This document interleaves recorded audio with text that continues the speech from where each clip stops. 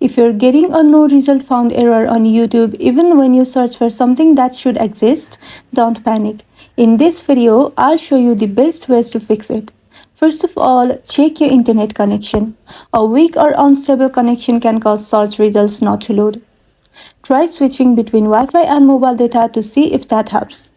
Then, clear the YouTube app cache.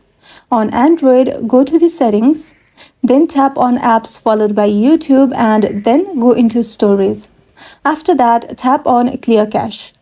And on iPhone, you will need to delete and reinstall the app since there's no direct cache option.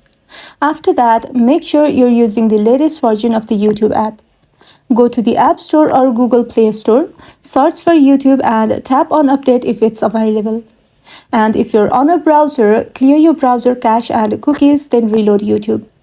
Also, check if YouTube servers are down by visiting a site like Down Detector. Sometimes the issue isn't on your side.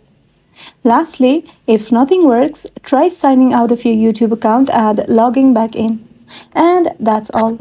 That should fix the no result found error on YouTube. If this video was helpful, don't forget to like and subscribe for more of these videos, and thank you for watching.